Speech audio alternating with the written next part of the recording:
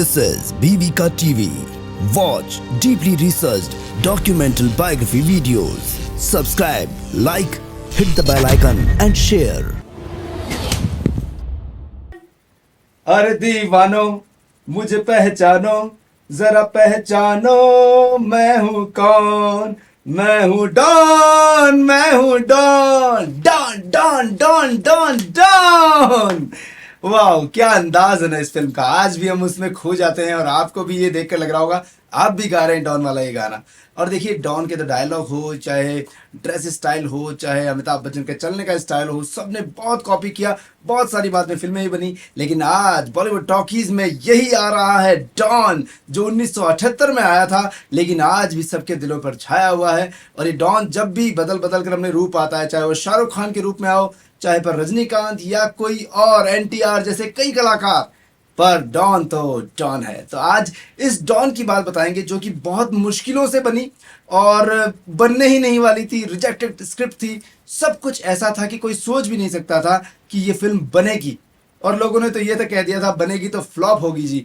और बहुत सारी बातें इस फिल्म से जुड़ी हुई जो कि आप जानेंगे तो आपको लगेगा वाह, हमने ये फिल्म तो देखी लेकिन इस फिल्म के बारे में कुछ नहीं जानते थे।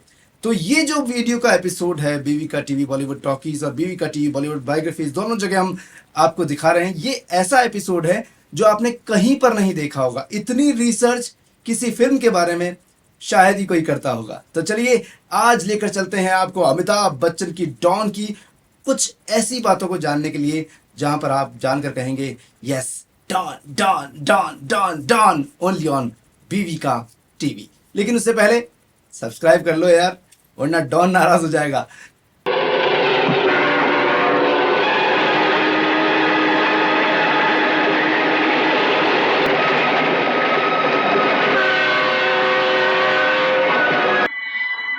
डॉन को पकड़ना मुश्किल ही नहीं, नामुमकिन है।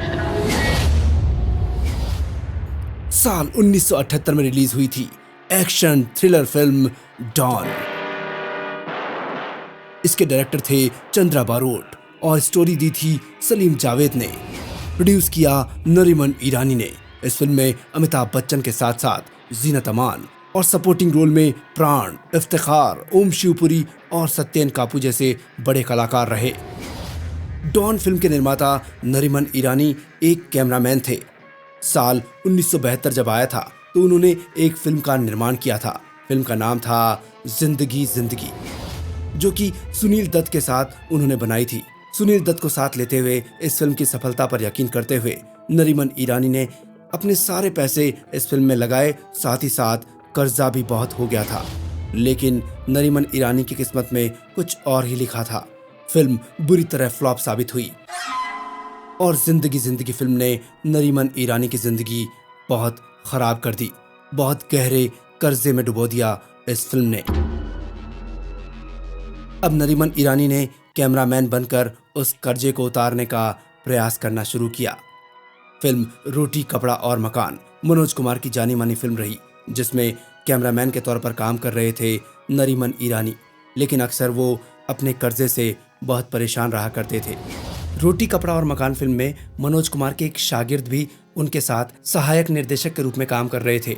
नाम था चंद्रा बारोट। एक दिन शूटिंग का ब्रेक था और जीनत अमान, अमिताभ बच्चन और चंद्रा बारोट सभी बैठकर कुछ बातें कर रहे थे।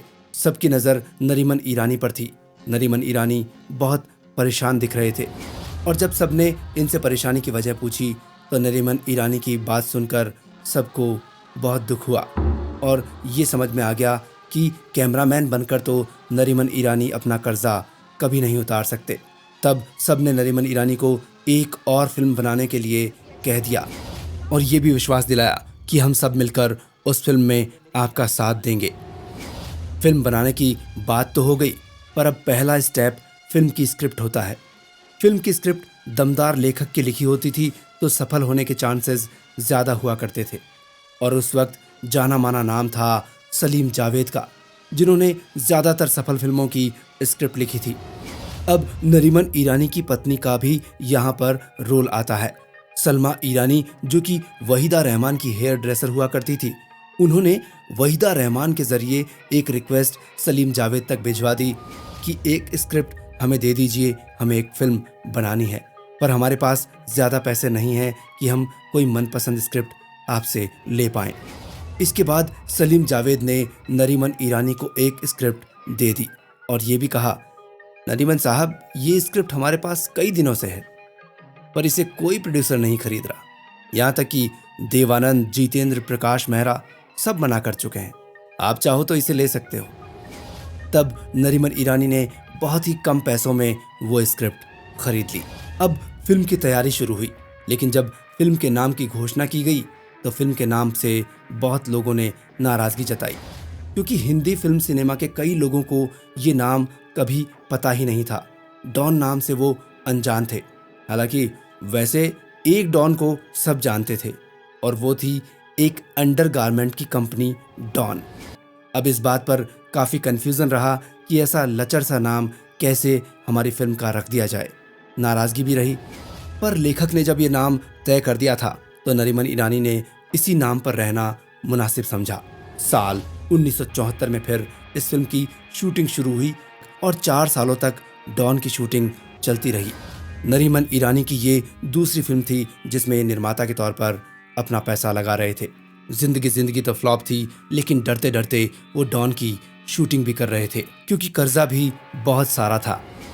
अब नरीमन ईरानी के पिछले करियर की बात करें तो साल 1968 में 16वें राष्ट्रीय फिल्म पुरस्कार में सरस्वती चंद्र, इसके लिए नरीमन ईरानी को film fair award for best cinematographer दिया गया था।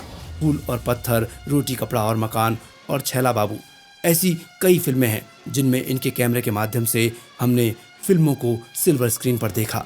फिल्म डॉन के मुख्य किरदार अमिताभ बच्चन, जीनत अमान और प्राण, साथ ही फिल्म के निर्देशक चंद्रा बारोट ने ये निश्चित कर लिया था कि इस फिल्म में हम नरीमन ईरानी की मदद करेंगे और इसी कारण फिल्म में काम करने की कोई फीस नहीं ली थी। डॉन फिल्म की शूटिंग बहुत अच्छे से चल रही थी, पर किस्मत एक बार फिर से नरीमन ईरानी को बहुत ज़बरदस्त झटका देने वाली थी। नरीमन ईरानी उस वक्त राजकमल कला मंदिर स्टूडियो बॉम्बे में मनोज कुमार की फिल्म क्रांति के सिनेमाटोग्राफर के रूप में काम कर रहे थे। नवंबर सन 1977 की बात है। फिल्म का एक सीन शूट किया जाना था। शॉट की तैयारी चल रही थी। नरीमन ईरानी अपने कैमरे के साथ वहां मौजूद थे, लेकिन ऊपर वाले ने तो कुछ और ही सीन शूट करने की तैयारी की थी। एकदम से बादल फटने की जबरदस्त आवाज हुई और सिनेमा में काम ली जाने वाली शूटिंग लाइट सीधा आकर नरीमन ईरानी के सर पर गिर गई। नरीमन ईरानी को बहुत गहरी चोट आई और यूनिट के लोगों ने तुरंत उन्हें हॉस्पिटल पहुंचाया। चोट काफी गहरी थी। नरीमन ईरानी हॉस्पिटल में जिंदगी और मौत के बीच जूझते रहे और नतीजा ये रहा कि वो मौत से लड़ते लड़ते जिंदगी की जंग हार गए और 10 सितंबर सन 1977 को डॉन फिल्म के निर्माता नरीमन ईरानी इस दुनिया को अलविदा कह गए। डॉन लगभग पूरी होने ही वाली थी, पर बीच में नरीमन ईरानी का इस तरह जाना सबके लिए सदमा बन गया। लेकिन सभी मेंबर्स ने अब अपनी जिम्मेदारी निभाई और बिना कर्जा लिए अब इस फिल्म की बाकी शूटिंग पूरी करना शुरू किया। इस फिल्म में एक गीत था खई के पान बनारस वाला, जो कि सुपरहिट गाना साबित हुआ। इस गीत में अमिताभ बच्चन का स्टेप कुछ थोड़ा लड़खड़ा कर चलने वाला था। सबने बहुत पसंद किया, पर हकीकत तो ये थी कि अमिताभ बच्चन को फिल्म लावारिस की शूटिंग पर एक पैर में चोट लगी थी, जिसके कारण उन्हें काफ़ी तकलीफ होती थी और ये गाना शूट करना था और शूट करते समय वो ढंग से चल नहीं पा रहे थे। पर हम सभी ने देखा और सोचा शायद ये उनका अंदाज होगा। इस गाने की शूटिंग के दौरान अमिताभ बच्चन के होंठ लाल दिखाए जाने थे और इसके लिए उन्हें मेकअप से लाल किया गया था, पर निर्देशक को अच्छा नहीं लगा तो उन्होंने अमिताभ बच्चन को गाने की शूटिंग के लिए लगभग 40 पान खिलाए थे और पान खाने का नतीजा ये रहा कि अमिताभ बच्चन के होंठ छिल गए थे, तालू छिल गया था, क्योंकि उस वक्त शायद किसी को ये भी पता नहीं था कि होंठ लाल करने के लिए पान में चूना लगाने की ज़रूरत नहीं होती, पर यहाँ तो चूना लग चुका था। वहीं इस गाने की प्लेबैक सिंगिंग करते हुए किशोर दा ने जब इस गाने में ओरिजिनल इफेक्ट देने की बात सोची तो गाते समय उन्होंने भी बहुत से पान खाए थे। तबला शुरू। और स्टूडियो में फिर एक प्लास्टिक की शीट बिछाई गई थी और बाकायदा उन्होंने उस शीट पर पान की पीक को थूका था ताकि सब कुछ रियल लगे। और इस गाने के साथ एक दिलचस्प किस्सा ये भी है कि ये गाना इस फिल्म के लिए लिखा ही नहीं गया था और ना ही इस फिल्म में लिया जाने वाला था।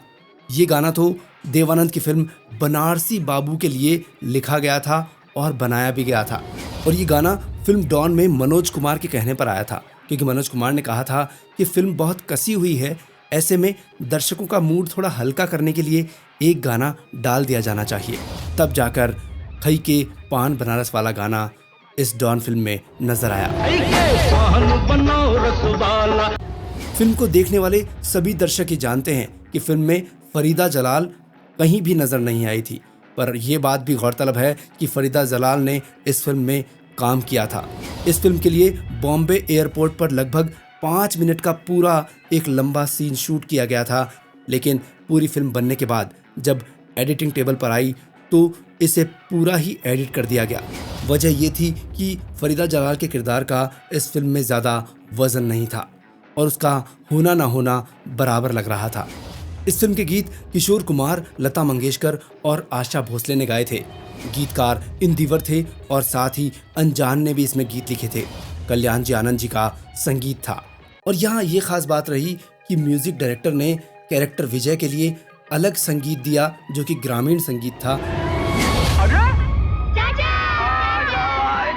और वहीं इसके ठीक उल्टा डॉन के लिए तो म्यूजिक बीट्स और ब्रास इंस्ट्रूमेंट्स का इस्तेमाल करके उस म्यूजिक को बनाया, जो कि दोनों ही किरदारों पर फिट बैठा। इस फिल्म के रिलीज होने से पहले ही अमिताभ बच्चन की एक और फिल्म आई थी जिसका नाम था त्रिशूल। ये एक सुपरहिट फिल्म थी जिसमें शशि कपूर और संजीव कुमार भी साथ थे। उस दौर में डिजिटल मीडिया तो था नहीं, अखबार और फिल्म पत्रिकाओं से ही फिल्मों के बारे में पता चला करता था। जितने बड़े निर्देशक होते थे उतनी ही उस फिल्म की चर्चा होती थी। 1978 की त्रिशूल फिल्म की खूब चर्चा रही क्योंकि यश चोपड़ा उसके निर्देशक थे। त्रिशूल फिल्म भी सलीम जावेद की ही लिखी थी और डॉन भी सलीम जावेद की थी, लेकिन त्रिशूल के तो निर्माता यश चोपड़ा थे और जितना बड़ा निर्देशक उतनी बड़ी उस फिल्म की बातें। और ये अक्सर बड़ी बड़ी बातें जब छपती तो साथ ही एक और निर्देशक की बात होती, सत्यजीत रे, उनकी फिल्म शतरंज के खिलाड़ी, और इसके बाद तीसरी फिल्म राज कपूर की सत्यम शिवम सुंदरम। ये तीनों ही फिल्में एक साथ रिलीज हुई थी और वो भी डॉन के वक्त पे, और तीनों के ही बड़े बड़े निर्देशक और निर्माता रहे। और इसी कारण हर फिल्म पत्र पत्रिकाओं में और हर जगह सिर्फ इन 3 फिल्मों की ही चर्चा होती थी। ऐसे में इन सब महान निर्देशकों के आगे चंद्रा बारोट को कोई पूछता भी नहीं था और ना ही उनकी फिल्म डॉन की कोई खास चर्चा होती थी। निर्माता नरीमन ईरानी का भी इंतकाल हो चुका था, तो बिना प्रमोशन के ही अब डॉन फिल्म को रिलीज करने का सबने फैसला ले लिया। और फिर 12 मई सन 1978 आया और डॉन फिल्म पूरे देश में 120 सिनेमाघरों में एक साथ रिलीज हुई। इस फिल्म के रिलीज होने से पहले अमिताभ बच्चन मल्टी स्टारर फिल्मों में काम किया करते थे और साल 1973 की जंजीर फिल्म ही ऐसी थी जिसने अमिताभ बच्चन को सोलो एक्टर के रूप में दिखाया था और एंग्री यंग मैन बने थे। पर उसके कई सालों बाद अब साल 1978 था और अब अगली सोलो फिल्म अमिताभ बच्चन की थी डॉन। सबके मन में फिल्म को लेकर बहुत टेंशन थी। एक तो रिजेक्टेड स्क्रिप्ट पर इस फिल्म का बनना, फिर निर्माता का ही इंतकाल हो जाना और साथ ही इस फिल्म का कोई प्रमोशन भी नहीं होना। इन्हीं बातों को सोचते हुए सबके मन में परेशानी थी कि ये फिल्म कहीं फ्लॉप ना हो जाए, और सबका डर अब सच भी साबित हुआ। फिल्म रिलीज हुई और पहले हफ्ते में बिल्कुल भी नहीं चली। सबने मान लिया कि ये फिल्म तो फ्लॉप हो गई है। पर अभी कहानी में ट्विस्ट बाकी था। फिल्म के फ्लॉप साबित होने का कारण ये बना था कि फिल्म का प्रमोशन ही नहीं हुआ था, तो लोगों तक इस फिल्म के बारे में ज़्यादा जानकारी नहीं थी। लेकिन पहले हफ्ते में जितने लोगों ने इस फिल्म को देखा तो उन्हें बहुत ज़्यादा पसंद आई, तो फिर इस फिल्म की अब माउथ पब्लिसिटी होना शुरू हुई और एक तरीके से फिल्म का प्रमोशन हुआ और ये फिल्म पहले हफ्ते कम चलने के बाद आगे आने वाले हफ्तों में इतनी जबरदस्त चली कि एक ब्लॉकबस्टर फिल्म साबित बनी डॉन। फिल्म की दीवानगी लोगों के सर पर ऐसी चढ़ी कि फिल्म के टिकट के लिए लोग मारामारी करते थे। आसानी से टिकट नहीं मिलते थे। भरी दोपहर में गर्मी के टाइम पर लोग कई कई घंटों की लाइन में खड़े होकर डॉन फिल्म की टिकट खरीदा करते थे। फिल्म के गाने, एक्शन, ड्रामा, डायलॉग सब लोगों के सर पर इस तरह चढ़कर बोले कि लोग आज भी डॉन को याद करते हैं। यहाँ ये बात भी गौरतलब है, भले ही डॉन फिल्म में संजीव कुमार नहीं थे, पर डॉन फिल्म में संजीव कुमार का असली नाम आता है। फिल्म के शुरू होने पर इंस्पेक्टर डिसिल्वा यानी इफ्तिखार कई स्मगलर्स का नाम लेते हैं, जिनमें से एक नाम लेते हैं हरी भाई जरीवाला का, और ये नाम संजीव कुमार का असली नाम था। वो खास नाम मैं आपको बता देता हूँ। श्याम नारंग, रंजीत ठाकुर, हरिहर जरीवाला, आत्म प्रकाश। इस फिल्म में एक गाना था जो कि हेलन पर फिल्माया गया। गाने के बोल थे, ये मेरा दिल यार का दीवाना। इस गाने की शूटिंग के दौरान फिल्म के डायरेक्टर चंद्रा बारोट और फिल्म के कोरियोग्राफर PL राज के बीच बहुत मतभेद हुए थे। राज चाहते थे कि हेलन पूरे गाने में शराब की एक बोतल लेकर डांस करे, वहीं डायरेक्टर इस आइडिया के बिल्कुल खिलाफ थे। चंद्रा बारोट ने इस मामले को सुलझाने के लिए इस गीत को दोनों ही तरीके से शूट किया, और रिजल्ट फिर ये निकला कि गाने में बिना बोतल के डांस करते नजर आई हेलन, और कुछ कुछ सीन ऐसे रहे जहां पर उनके हाथ में बोतल नजर आ रही थी।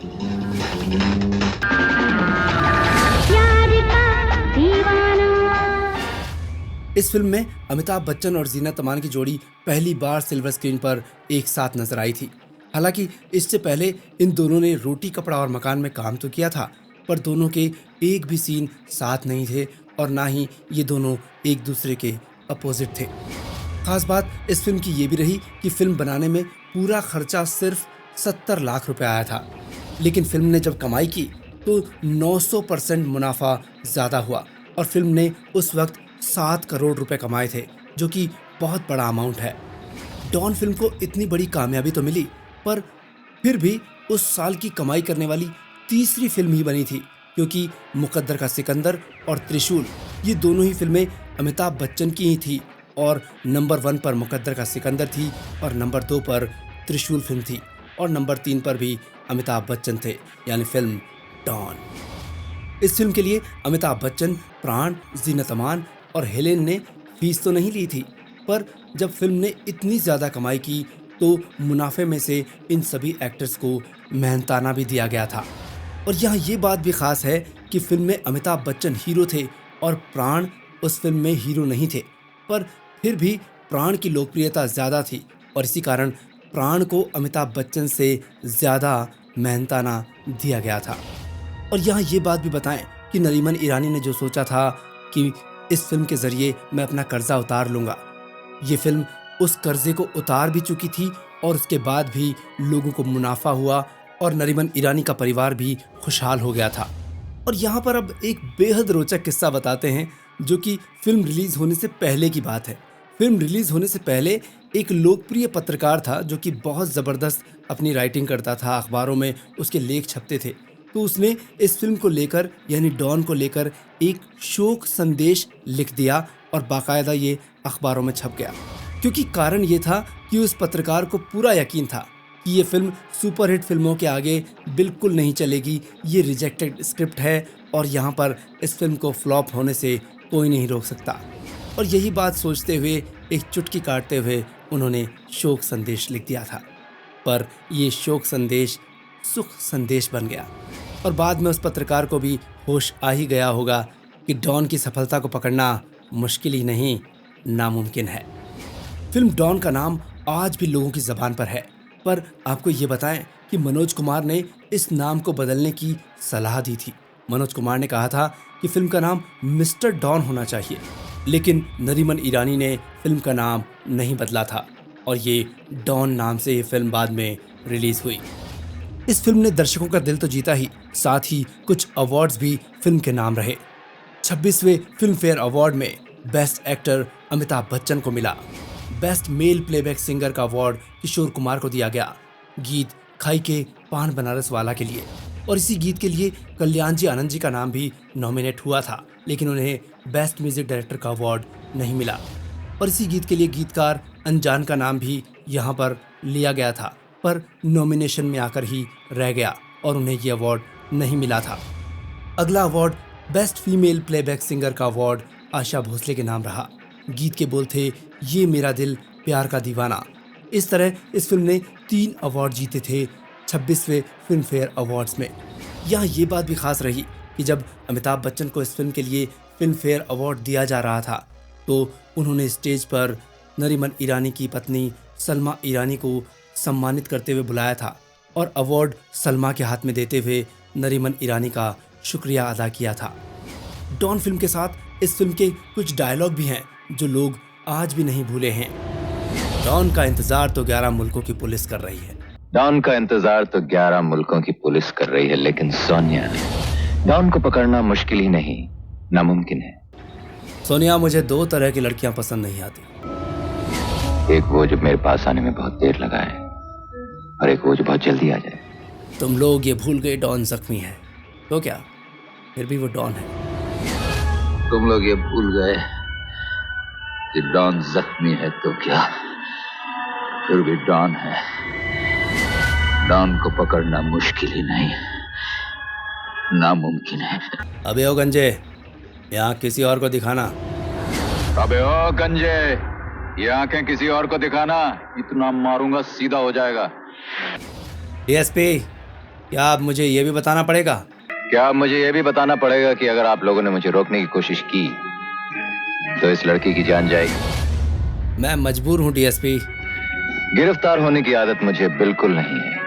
ये लड़की जंगली बिल्ली की तरह फुर्तीली और खतरनाक है, और मुझे जंगली बिल्लियां पसंद। उस वक्त कौन जानता था कि सलीम जावेद की लिखी इस फिल्म डॉन को इतनी भाषाओं में, अलग अलग वर्षों में, अलग अलग सालों में फिर से पेश किया जाएगा और डॉन का फ्लेवर वैसा ही रहेगा।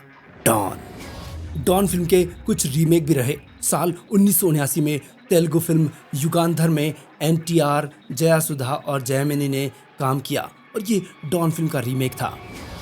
और साल 1980 में रजनीकांत भी डॉन बने थे। फिल्म का नाम बिल्ला, और ये डॉन फिल्म का रीमेक था जिसमें हेलेन भी नजर आई थी और हेलेन ने वही रोल किया था जो डॉन में कामिनी का किया था। और बिल्ला फिल्म के साथ ही रजनीकांत की भी किस्मत चमकी थी और साउथ इंडियन फिल्म स्टार्स में उनका नाम टॉप स्टार्स में आने लगा था। और रजनीकांत की इस डॉन फिल्म यानी बिल्ला फिल्म को लोगों ने फिर से हिंदी में डब कर भी देखा, जो कि साउथ की फिल्मों को अक्सर हम देखते हैं। और हिंदी में डबिंग कर बिल्ला फिल्म का नाम रखा गया था मैं इंतकाम लूंगा। साल 1986 में मलयालम फिल्म भी डॉन पर बनी।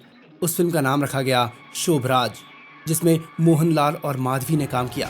साल 1991 आया तो एक पंजाबी फिल्म भी आई थी जो कि डॉन का रीमेक थी। ये एक पाकिस्तानी फिल्म थी। फिल्म का नाम रखा गया कोबरा, जिसमें सुल्तान राही और नादिरा ने काम किया। साल 2006 आया। जावेद अख्तर के बेटे फरहान अख्तर ने डॉन फिल्म का रीमेक बनाया था और ये फिल्म भी सुपर डुपर हिट रही और इस फिल्म के हीरो थे शाहरुख खान। फिल्म के प्रीमियर पर निर्देशक चंद्रा बारोट को भी बुलाया गया था और डॉन फिल्म के निर्देशक चंद्रा बारोट ने आकर यही कहा था कि कालजयी फिल्मों का रीमेक नहीं बनना चाहिए। फिल्म डॉन सलीम जावेद ने ही लिखी थी। ये सलीम जावेद का बड़कपन है कि फिल्म का रीमेक बनने से पहले उन्होंने मुझसे परमिशन ली। ये कितनी बड़ी बात है। लेकिन यहाँ ये बात गौरतलब है कि भले ही ये डॉन फिल्म सलीम जावेद ने लिखी हो, लेकिन नरीमन ईरानी ने इस रिजेक्टेड स्क्रिप्ट को ख़रीदा था और असल में मालिक फिर नरीमन ईरानी ही थे। शाहरुख खान और अमिताभ बच्चन की डॉन दोनों फिल्मों के बजट का अंतर ऐसे समझा जा सकता है कि शाहरुख खान की डॉन में जब एक सीन शूट हुआ था जिसमें हवाई जहाज से शाहरुख खान नीचे कूदते हैं, इस सीन को फिल्माने में 70 लाख रुपए लगे थे।